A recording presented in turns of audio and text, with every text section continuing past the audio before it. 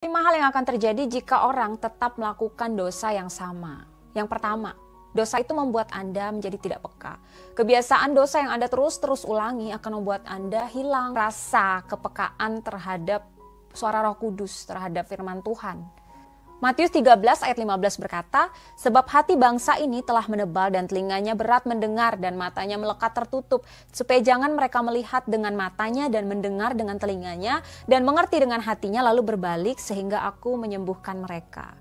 Jadi ada telinga yang berat mendengar dan mata yang tertutup karena hati bangsa ini telah menebal, karena mereka melakukan dosa yang berulang-ulang. Pada saat itu bangsa Israel punya dosa ketidakpercayaan, kurang berserah, kurang percaya pada Tuhan. Sehingga hanya Kaleb dan Yosua selama 40 tahun mereka melakukan perjalanan di padang gurun. Hanya Kaleb dan Yosua yang masuk ke tanah perjanjian. Sementara yang lain terus melakukan dosa ketidakpercayaan mereka kepada Tuhan. Lepas dari semua hal yang sudah Tuhan tunjukkan, keajaiban-keajaiban, penyertaan-penyertaan Tuhan, mujizat yang mereka terima selama perjalanan mereka 40 tahun gitu. Dan mereka tidak bisa tetap untuk percaya karena udah hilang kepekaan untuk mendengar dengan telinganya dan punya iman untuk percaya. Kita harus seperti Kaleb dan Yosua. Di dalam Lukas 13 ayat 24, jawab Yesus kepada orang-orang di situ, berjuanglah untuk masuk melalui pintu yang sesak itu, sebab aku berkata kepadamu banyak orang yang berusaha untuk masuk tetapi tidak dapat. Firman Tuhan di sini katakan berjuanglah untuk masuk melalui pintu yang sesak. Jadi perjuangan kita ketika kita sudah menerima karunia keselamatan yang 100% dikerjakan oleh Tuhan Yesus, kita menerima itu hanya dengan percaya saja, tapi tidak sampai di situ. Kita terus sama Tuhan disuruh berjuang untuk masuk melalui pintu yang sesak. Sebab aku berkata kepadamu, orang yang sudah berusaha untuk masuk pun tidak akan dapat masuk. Udah berusaha aja nggak bisa masuk teman-teman, apalagi yang nggak berusaha, apalagi yang nggak berjuang. Jadi sama Tuhan perjuangan kita tuh terus menerus konsisten. Karena itu kita butuh sekali diisi dengan setiap pagi firman Tuhan, setiap hari hubungan dengan Roh Kudus, karena kita bisa bersama dengan Roh yang memampukan kita, yang tidak terbatas kuasanya bekerja di dalam kita. Wahyu 3 ayat 20 berkata, jangan keraskan hati kita. Karena Tuhan Yesus itu sebenarnya udah mengetuk untuk mengingatkan kita untuk masuk ke dalam kehidupan kita, menjadi leader atas segala sesuatu di hidup kita, segala aspek. Dan Roh Kudus juga sudah terus mengingatkan kita. Cuman mari jangan keraskan hati kita ketika video ini datang kepada Anda. Ini bukan suatu hal yang kebetulan, karena Tuhan mau memberi pengharapan dan jalan keluar atas setiap hal yang membelenggu, hal yang mengikat Anda. Saya katakan bahwa Anda bisa terlepas. Amsal 28 ayat 13 berkata, siapa menyembunyikan pelanggarannya tidak akan beruntung, tetapi siapa yang mengakuinya dan meninggalkannya akan disayangi. Bahwa setiap orang yang menutupi pelanggarannya karena Tuhan itu menilai hati, bagaimanapun kita menyembunyikan karena kita nggak mau berubah, karena kita nggak mau ikut tuntutannya Tuhan, dan kita menikmati kehidupan dosa kita tidak akan beruntung, karena orang itu kehidupannya akan sebenarnya hancur teman-teman. Tapi siapa yang mengakuinya dan meninggalkannya, dia akan disayangi, karena selalu ada jalan keluar di dalam Tuhan. Percayalah teman. Dan yang kedua yang akan terjadi adalah seseorang itu akan putus hubungan dengan Tuhan. Karena setiap orang yang hidup baru itu terus diuji, terus dimurnikan dengan berbagai keadaan yang akan membuat dia semakin murni, karena yang kita punya ketika kita sudah diselamatkan adalah hidup baru ini akan diuji dengan berbagai pencobaan teman-teman, dan itu membuat kita semakin tahan uji jika kita memang menjalaninya penuh dengan ketaatan, dengan iman, dengan sabar, dengan tekun, dan dengan segalanya kita menghasilkan buah-buah Roh Kudus. Tapi beberapa orang yang jatuh lagi ke lubang yang sama, nggak mau bangkit dan malah menikmati kehidupan dosa itu, terus mengulangi dosa yang sama, pelan-pelan suara Roh Kudus akan menjadi redup dalam kehidupannya. Kita baca di dalam Efesus 4 ayat 30, dan janganlah kamu mendukakan Roh Kudus Allah yang telah memateraikan kamu menjelang hari penyelamatan. Jadi Roh Kudus itu bekerja di dalam diri setiap kita, dan dia adalah roh yang juga sensitif di dalam punya perasaan yang sensitif. Jadi ketika kita melakukan dosa, dan memilih untuk melakukannya lagi dan lagi, lama-lama suara Roh Kudus yang tadinya besar dalam kehidupan kita untuk menjadi penuntun kita dalam hidup ini menjadi kecil gitu, dan semakin lama semakin tidak terdengar lagi. Hakim-Hakim 16 ayat 20 berkata, lalu berserulah perempuan itu, orang Filistin menyergap engkau Simson, maka terjagalah ia dari tidurnya serta katanya, seperti yang sudah-sudah aku akan bebas dan akan meronta lepas, tetapi tidaklah diketahuinya bahwa Tuhan telah meninggalkan dia. Jadi tanpa disadari kita itu juga kadang seperti Simson melakukan dosa yang berulang-ulang, dan dengan entengnya kita pikir Tuhan tetap bersama kita, Tuhan Roh Kudus ada di dalam kita, padahal Tuhan telah meninggalkan dia. Dan jangan sampai dalam kehidupan kita juga Tuhan meninggalkan kita, dan tapi itu benar-benar terjadi buat kehidupan orang yang tetap melakukan dosa yang sama, nggak mau berubah, dan Roh Kudus mulai kehilangan tempat untuk berbicara dalam kehidupan Anda. Galatia 6 ayat 7, apa yang ditabur orang itu yang akan dituainya. Seperti kita tahu kehidupan Simson, setelah dia kehilangan kekuatannya, matanya harus dicungkil, dia buta, pasti banyak penderitaan lainnya yang dia alami, sehingga apa yang dia sudah lakukan selalu ada konsekuensi untuk setiap dosa. Karena sin is costly, teman-teman. Dosa itu punya harga yang harus dibayar. Walaupun Tuhan pada akhirnya mengampuni Simson dan berbelas kasihan pada Simson, melalui Simson juga banyak yang terbunuh kemudian, dan bersama dengan itu Simson juga meninggal. Tapi akibat yang Simson terima setelah dia melakukan dosa itu sebenarnya dapat dihindari jika Simson dari awalnya sadar bahwa dia sudah jatuh dan dia bangkit dan berusaha untuk tidak terjerat ke dalam dosa yang sama lagi. Kabar baiknya ketika kita berbalik kepada Tuhan, Tuhan itu melihat hati seseorang ketika hati ini benar-benar berusaha sebenarnya, walaupun masih jatuh, dan segala motif hati orang di dalam usahanya, perjuangannya untuk menyenangkan Tuhan, untuk tidak jatuh ke dalam dosa itu, Tuhan tuh mengenal dan Tuhan tahu persis. Ketika orang itu mau berbalik, Tuhan pasti mengampuni. Ingat gak cerita tentang anak bungsu, gimana dia berbalik lagi dan bapaknya tuh memberikan semua hal yang pernah hilang dari hidupnya, semua itu kembali seperti sebelumnya gitu. Seperti itulah sebenarnya pengampunan Bapa. Sampai berpesta Bapa dari si bungsu ini, karena dia berkata, anakku yang dulunya hilang telah kembali, dan yang dulunya telah jatuh dalam dosa telah bangkit lagi. Yang ketiga, dosa itu menguasaimu. Efesus 2 ayat 2, kamu hidup di dalamnya karena kamu mengikuti jalan dunia ini, karena kamu mentaati penguasa kerajaan angkasa, yaitu roh-roh sekarang yang sedang bekerja di antara orang-orang durhaka. Jadi ada penguasa kerajaan angkasa saat ini yang bekerja di dalam kehidupan orang-orang yang duniawi itu gitu. Jadi jelas firman Tuhan katakan bahwa kita tuh ada di dunia ini, tapi kita juga tahu siapa musuh kita, dan mereka saat ini menguasai dunia gitu ya, dan mereka juga bisa berbicara kepada pikiran-pikiran kita. Karena itu kita harus tahu yang mana yang adalah kebohongan dari si jahat, yang mana yang adalah firman Tuhan dari Roh Kudus. Semakin kita dekat sama Tuhan, baca Alkitab, semakin kita tahu mana suara Tuhan, dan ketika kita mengambil keputusan pun kita akan mengambil keputusan yang benar dalam hidup ini. 1 Yohanes 5 ayat 19, kita tahu bahwa kita berasal dari Allah dan seluruh dunia berada di bawah kuasa si jahat. Selalu si iblis itu ingin merenggut orang-orang yang udah percaya sekalipun untuk jatuh lagi kepada dosa lama.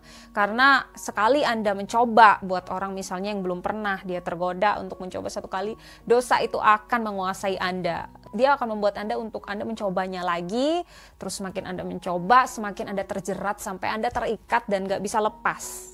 Karena dia itu menguasai Anda. Kita tahu bahwa seluruh dunia berada di bawah kuasa si jahat. Dalam 2 Timotius 2 ayat 26, dan dengan demikian mereka menjadi sadar kembali karena terlepas dari jerat iblis yang telah mengikat mereka pada kehendaknya. Jadi iblis itu cara kerjanya demikian, teman-teman. Dia ingin mengikat kita kepada kehendaknya. Jadi kalau orang udah jatuh dan mengulangi dosa yang sama terus-menerus sampai yang namanya addicted, ketagihan, dia akan menjadi orang yang udah nggak sadar kalau ini nih di luar keinginannya, tapi dia kayak udah terkontrol aja, harus melakukan hal itu gitu.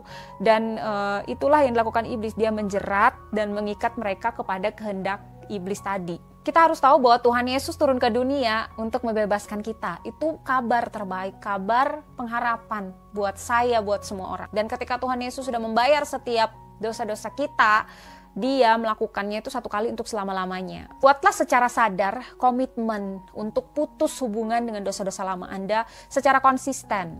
Katakan tidak bagi dosa, say no to sin, but say yes to Jesus. Katakan ya buat Yesus, ya buat rencanamu, ya buat kehendakmu. Matilah bagi dosa karena Anda tahu itu dosa, dan hiduplah bagi Tuhan. Anda bukan hamba dari dosa itu lagi karena mereka sudah diputuskan dari kehidupan Anda, dan Anda adalah hamba dari Kristus. Jangan biarkan dosa menang, bangkit lagi setiap kali kita jatuh. Karena selalu ada pengharapan di dalam Tuhan. Dia tahu motivasi hati kita ketika kita berusaha untuk menyenangkan Dia, sekalipun kita jatuh nggak sengaja ataupun mungkin sengaja, tapi kemudian kita sadar dan kita berusaha benar-benar untuk berbalik dari kehidupan lama itu, dari dosa tadi, untuk bangkit lagi. Tuhan akan menolong Anda. Tuhan sudah mengampuni Anda. Jangan mau dikuasai oleh dosa dan jangan mau dikontrol oleh keinginan iblis tadi. Yang keempat, dosa itu menghancurkan hidup Anda. Mazmur 38 ayat 4 sampai ayat yang ke-8. Tidak ada yang sehat pada dagingku oleh karena amarahmu, tidak ada yang selamat pada tulang-tulangku oleh karena dosaku. Sebab kesalahanku telah menimpa kepalaku, semuanya seperti beban berat yang menjadi terlalu berat bagiku. Luka-lukaku berbau busuk bernanah oleh karena kebodohanku. Aku terbungkuk-bungkuk, sangat tertunduk, sepanjang hari aku berjalan dengan duka cita. Sebab pinggangku penuh radang, tidak ada yang sehat pada dagingku. Pernahkah Anda merasa seperti ini karena dosa-dosa Anda? Dosa-dosa itu sebenarnya awalnya kelihatan sangat menyenangkan, rugi kalau nggak dicoba, kucing kalau nggak dikasih ikan asin, rugi banget kalau nggak dimakan. Selalu seperti sangat menggoda, tapi ketika orang udah terjerat ke dalam dosa itu, yang ada seperti yang dikatakan di dalam Mazmur ini, bahwa tulang-tulangku tidak ada yang selamat pada tulang-tulangku oleh karena dosaku. Sebab kesalahan telah menimpa kepalaku, semua seperti beban berat dan menjadi terlalu berat bagiku. Luka-lukaku berbau busuk bernanah oleh kebodohanku. Aku terbungkuk-bungkuk, sangat tertunduk. Sepanjang hari aku berjalan dengan duka cita. Jadi sakit, berduka, sedih, malu, dan banyak hal lainnya teman-teman, yang dirasakan ketika orang hidup di dalam dosa dan terjerat di dalamnya. Pernahkah teman-teman merasa demikian? Ada kabar baik teman-teman, bahwa kita bisa terlepas dari semua ini. Rasa bersalah itu memang membebani jiwa, hati, tubuh seseorang, bertonton beban yang diterima karena akibat dari dosa tadi gitu, karena rasa bersalah. Sebenarnya kita tidak perlu menjalani semua itu karena ada jalan keluar dari Tuhan Yesus untuk semua orang yang berdosa.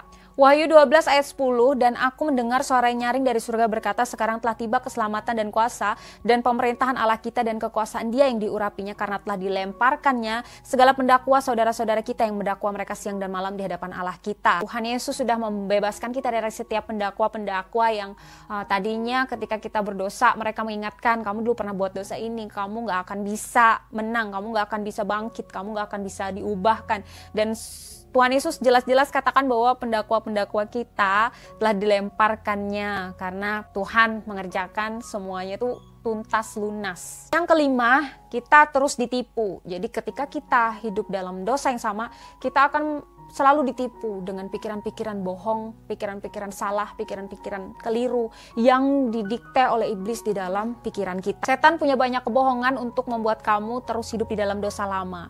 Dia akan menipu kamu untuk kamu tetap tinggal di dalam dosa. Bohongan iblis yang paling sering dia lakukan, dia sampaikan kepada pikiran-pikiran kita. Yang pertama, dia bilang bahwa kita nggak bisa menang atas dosa itu. Kita nggak bisa mengalahkan dosa itu. Yang kedua, dia bilang, kamu tidak akan diampuni.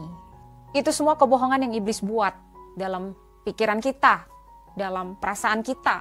Tapi kita bukan berpegang pada perasaan atau pikiran kita, balik selalu ke firman Tuhan. 1 Korintus 10 ayat 13 berkata, pencobaan-pencobaan yang kamu alami ialah pencobaan-pencobaan biasa yang tidak melebihi kekuatan manusia. Sebab Allah setia, dan karena itu Ia tidak akan membiarkan kamu dicobai melampaui kekuatanmu. Pada waktu kamu dicobai, Ia akan memberikan kepadamu jalan keluar sehingga kamu dapat menanggungnya. Jadi setiap pencobaan yang kita alami selalu ada jalan keluar, dan Tuhan katakan kita dapat menanggungnya. Kita bisa menang, kita bisa mengatasinya, kita bisa menanggungnya. Jangan percaya sama kata-katanya iblis di dalam perasaan Anda, saudara, tapi percayalah apa yang firman Tuhan katakan. Bahwa Anda bisa menang, Anda bisa bangkit, Anda lebih dari pemenang di dalam Kristus yang memberi kekuatannya. Yang saya mau sampaikan buat teman-teman di akhir semua ini adalah ketika kalian jatuh ke dalam dosa yang sama, saya mau katakan kalian bisa bangkit, kalian bisa menang, kalian bisa mengatasinya. Katakan ini secara lantang, percaya diri, katakan kepada musuh-musuhmu bahwa aku adalah pemenang. Firman Tuhan katakan, aku bisa bangkit lagi, aku bisa melakukan segala sesuatu yang walaupun iblis katakan di pikiran dan perasaanmu kamu gak bisa. Katakan, aku bisa di dalam Kristus yang memberi kekuatan kepadaku. Aku bisa bangkit lagi untuk tidak melakukan dosa yang sama. Aku bisa diperbaharui. Aku bisa, karena bagi Tuhan tidak ada yang sulit, tidak ada yang sukar, tidak ada yang mustahil. Aku punya kehidupan baru, aku diberkati, aku bebas. Katakan itu, kalian juga bisa ketik di komen, karena jangan pikir kalau nanti jadi orang tahu dong, kalau aku dulu dosa. Nggak peduli teman-teman, yang penting kita tuh di pandangan Tuhan seperti apa, bukan di pandangan manusia. Dan biarkan juga kita jadi kesaksian buat banyak orang. Kita bersaksi kehidupan lama kita seperti apa, kehidupan baru kita seperti apa. Karena kelemahan kita dulu itu menjadi kekuatan kita saat ini. Saya punya dosa-dosa juga di masa lalu yang saya lemah gitu ya. Saya tuh orangnya punya traumatik terhadap sesuatu gitu. Saya dulu pemalu sekali untuk berdiri bicara di depan umum. Tapi sekarang itu semua diubahkan Tuhan menjadi kekuatan saya gitu. Karena semua hal yang kita pikir rasa itu nggak selalu benar. Tuhan tuh dapat mengubahkan semua itu menjadi sesuatu yang berbeda di dalam tangannya. Mika 7 ayat 8, janganlah bersukacita atas aku, hai musuhku, katakan demikian. Sekalipun aku jatuh, aku akan bangun pula. Sekalipun aku duduk dalam gelap, Tuhan akan menjadi terangku. Katakan ini dengan lantang, katakan bahwa aku bangkit, aku bisa menang, aku bebas. Katakan kepada musuhmu, aku sekalipun jatuh akan bangkit lagi. Sekalipun aku duduk dalam gelap, Tuhanlah yang menjadi terangku. Jadi nggak ada yang nggak bisa kita lakukan di dalam Kristus yang memberi kepada kita kekuatan. Katakan secara lantang teman-teman, aku bangkit lagi. Aku lebih dari pemenang. Aku bisa mengatasi segala sesuatu yang aku pikir dan rasakan nggak bisa kuatasi. Karena firman Tuhan katakan aku bisa, aku pasti bisa. Aku akan bebas, aku sudah bebas, aku sudah lepas dari setiap dosa masa lalu. Itu deklarasi teman-teman, dan deklarasi itu penting. Klaim dan janji firman Tuhan itu penting. Firman Tuhan di dalam Alkitab itu adalah masa depan kita yang ketika kita pegang itu akan terjadi dalam hidup kita. Deklarasi itu penting, kalian juga bisa perkatakan setiap hari bahwa aku lebih dari pemenang, hidupku diberkati, aku bisa mengatasi segala sesuatu. Dosa-dosa yang telah lalu sudah bersih, sudah dikubur, sudah dibuang sama Tuhan, dan aku hidup baru, aku diberkati, aku melakukan segala sesuatu yang menyenangkan Tuhan. Aku lebih dari pemenang untuk menerima setiap janji-janji Tuhan tergenapi dalam hidupku. Perkatakan segala sesuatu yang baik, deklarasikan supaya musuhmu itu udah belum apa-apa udah merasa nggak bisa menjatuhkan kamu lagi, nggak bisa ngomongin hal-hal yang buruk lagi untuk hidupmu, karena kamu udah punya firman di mulutmu yang kamu perkatakan, dan ketika kamu perkatakan dengan lantang, telingamu juga mendengar gitu. Dan apa yang kamu ketik juga di komen, kalau kalian mau komen di bawah, ketik juga lewat ketikan bahwa aku bisa, aku menang. Saksikan juga teman-teman, apa yang kalian alami di masa lalu, gimana kalian menang, saksikan juga biar banyak orang yang juga diberkati dengan kesaksian-kesaksian kalian, karena itu juga jalan Tuhan untuk menguatkan orang lain yang mendengarkannya. Kadang buat kita kedengarannya biasa aja, buat kita terasa ketika diucapkan biasa aja kesaksian hidup kita, tapi Roh Kudus dapat memakai hal itu untuk menjadi sesuatu yang memberkati kehidupan orang lain, sehingga orang lain bisa dikuatkan. Datanglah pada Yesus. Buat kalian yang belum terima Yesus, saya katakan bahwa Tuhan Yesus itu adalah Tuhan yang dapat menjadi juru selamat buat Anda ketika Anda menerimanya. Saya punya link di atas yang bisa diklik, bahwa Tuhan Yesus adalah satu-satunya juru selamat, dan setiap orang butuh juru selamat karena tidak ada seorang pun yang dapat menyelamatkan dirinya sendiri. Ketika kita sungguh-sungguh mengaku dosa kita, Dia sudah mengampuni, dan ketika kita sungguh-sungguh bertobat untuk punya kehidupan baru, kehidupan yang menyenangkan hatinya, Dia akan memberkati kehidupan kita teman-teman. Dan di dalam tangannya setiap rencana yang indah itu dia punyai sebenarnya, karena dia itu hanya ingin mengasihi kita sebenarnya. Dan yang membuat berkat-berkat Tuhan tertunda, yang membuat berkat-berkat Tuhan tidak terjadi dalam hidup seseorang itu biasanya karena dosa-dosanya gitu. Atau mungkin juga Tuhan ingin masih memproses Anda karena Tuhan ingin melihat ketekunan, kesetiaan, dan setia aja di dalam proses Tuhan. Karena pada waktunya nanti Anda akan melihat bahwa sungguh Tuhan itu Allah yang memberkati sebenarnya, Allah yang mengasihi semata-mata dalam kehidupan kita.